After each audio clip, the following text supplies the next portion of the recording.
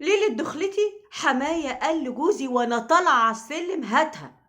قال له معلش يا بابا سيبها لي انا الاول. قال له بقول لك هاتها انا الاول. يعني ايه؟ يعني ايه حماية يشدني ويقول له هاتها انا الاول، وجوزي يقول لي والنبي سيبها لي سيبها لي سيبها لي النهارده بس، وبكره الصبح ابقى بديها لك تعمل فيها اللي انت عايزه.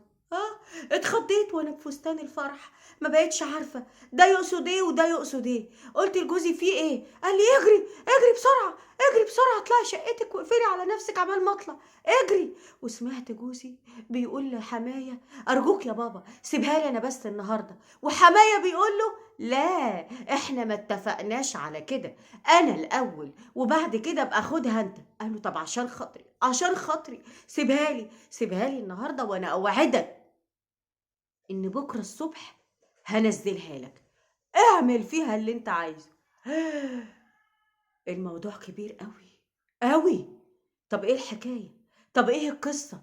طب ايه اللفه دي كلها؟ هقول لكم بس لما تصلوا على النبي في الكومنتات ونسمع معانا صلاة النبي عليه أفضل الصلاة والسلام.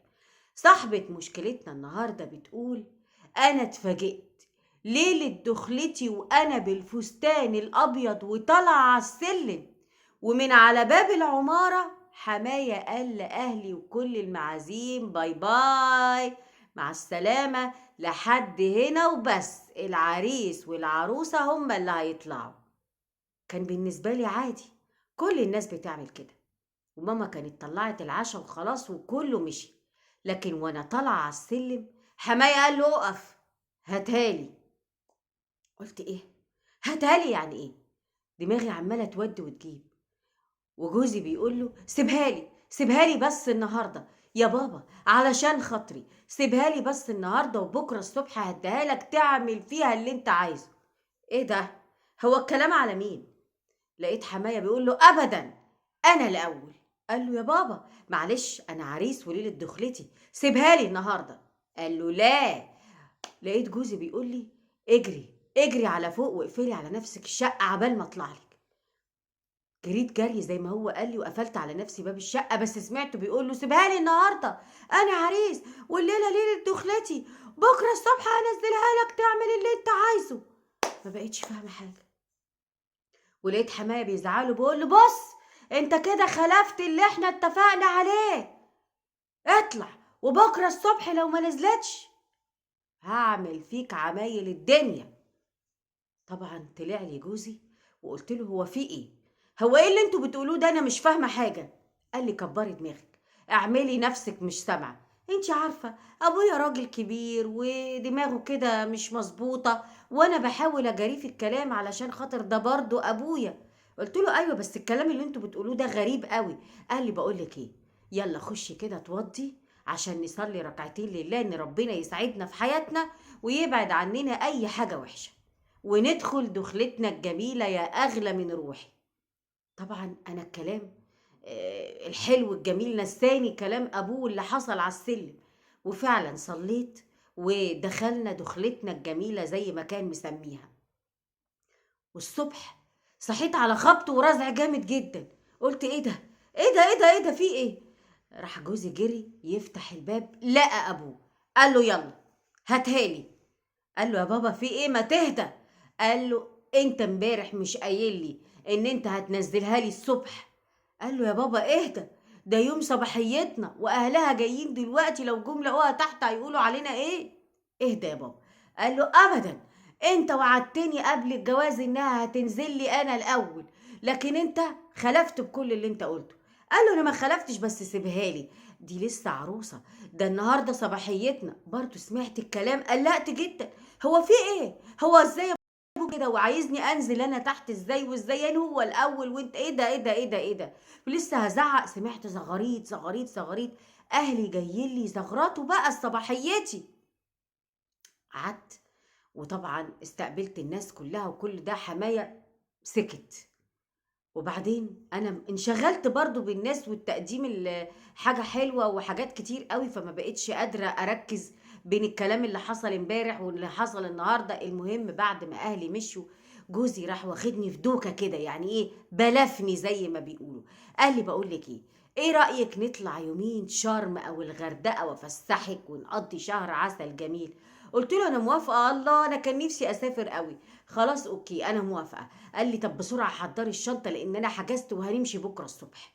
قلت له معقولة حجزت؟ قال لي ايوه حجزت اسبوع. قلت له خلاص ماشي. جريت حضرت الشنطة وعدت الليلة على خير والحمد لله حماية ما طلعش. قعدت شوية كده وقلت ايه، يلا انا جاهزة. تاني يوم واحنا نازلين على السلم زي ما يكون عفريت العلبة ده واقف مستنينا، لقيت حماية واقف على السلم بيقول له على فين؟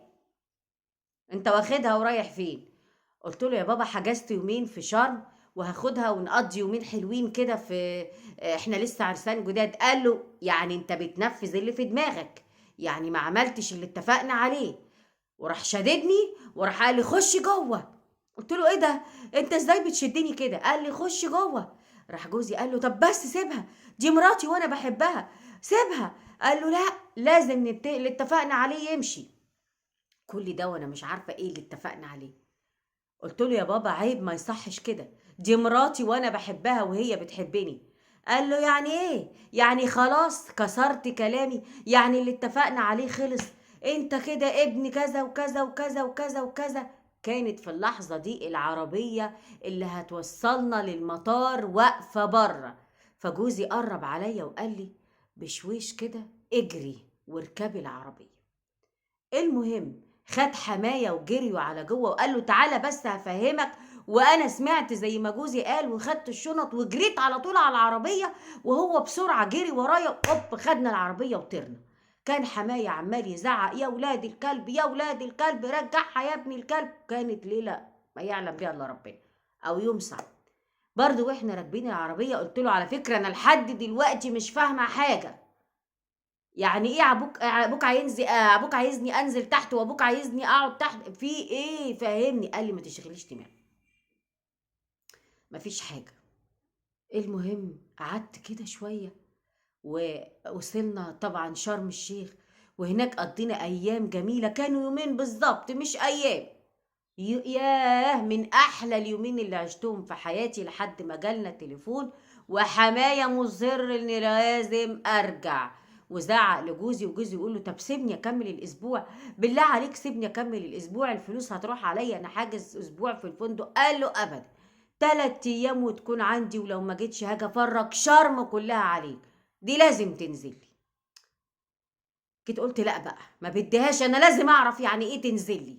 قال لي طب بس يلا حضري الشنطة ولازم نمشي. اول ما وصلنا البيت هناك لقيت حماية واقف، مش واقف يعني، هو شبه محضر لي جريمة انا مش فاهماها هي ايه. ودخل وقال له هاتهالي. قال له يا ابويا دي مراتي وانا بحبها وما ينفعش كده. قال لي اجري يا بت نجري، املي لي حلة مية وتعاليلي. انا اتصدمت، قلت له نعم. قال لي اجري نجري املي لي حلة مية وتعالي اغسلي لي رجلي واعملي اركزي على الارض كده واركعي على الارض وادعكي لي رجلي. انا مش فاهمه حاجه. بصيت لجوزي كده شمال ويمين وقلت له، قال له يابا انت عايز ايه؟ قال له تنزل توطي على الارض وتغسل لي رجلي وتنشفها لي وتقول لي يا سيدي حقك على راسي واللي انت عايزه، وانا اسفه اني اتاخرت عليك. قال له يابا انا اللي هعمل لك كل ده، هي مش مجبره تعمل لك كده، انا اللي هعمله لك. قال له لا هي. قال له يابا دي مراتي وانا بحبها وعمرها ما هتقل بيا، ارجوك يابا. قال له هو ده اللي اتفقنا عليه، هو ده يا ابن الكلب اللي اتفقنا عليه، ان نذبح القطه من اول يوم. عشان كده قلت لك تنزل لي انا الاول اكسرها واكسر مناخيرها، لكن انت ابن كلب مرضتش، جريت علشان تدوقها وتبص وتحب فيها يا ابني كذا وكذا وكذا. بصيت لحماية وقلت له اللي انت كنت عامله من يوم دخلتي لحد دلوقتي هي انك عايز تكسر مناخيري عشان تذبح لي القطة زي ما بتقول؟ لا، انا بحب جوزي جدا وبعشق جوزي جدا ولا يمكن اقل منه قدام حد ولا قدام الناس. وخد بالك اللي انت بتعمله ده غلط جدا، وكونك عايز تكسرني وتخليني اوطي على رجلك اغسلها لك وادعك لك رجلك، أنا ما عنديش أي مشكلة أعملها لك بالحب، لكن غصب عني لأ. جوزي رفعني أو شالني كده وقال لي طب اطلعي على فوق، وقال لأبويا أنا قلت له لأبوه أنا قلت لك إن هي بنت أصول، وإن هي مش هتعمل معايا كده. قال له دبحت لك القطة يا خايب وكلتك، يا خايب. انت لا يمكن هتبقى راجل في يوم من الأيام إذا ما كانتش مراتك تركع تحت رجليك. سمعت الكلام ده وقلت له ايه ده، ايه ده؟ وحماية مصر برضه ان كل يوم انزل له اغسل له رجليه وادعكها له واقول له يا سيدي يا تاج راسي تحت امرك وتحت طوعك واللي انت عايزه. حياتي هتخرب بسبب الراجل ده، وانا مش عارفه اعمل ايه واتصرف ازاي. قولولي افيدوا. جوزي حنين جدا بس حماية صعب جدا، وجوزي بيحاول يقاوم، بس لحد امتى هنقاوم ولحد امتى هنفضل عايشين في المرار ده اللي بنصحى ونبات وننام ونقوم عليه. هي دي كانت قصة النهاردة الغريبة قوي بصراحة. المهم انا بقولك يا ست البنات ان ادام جوزك كويس خليكي تحت جناح زوجك.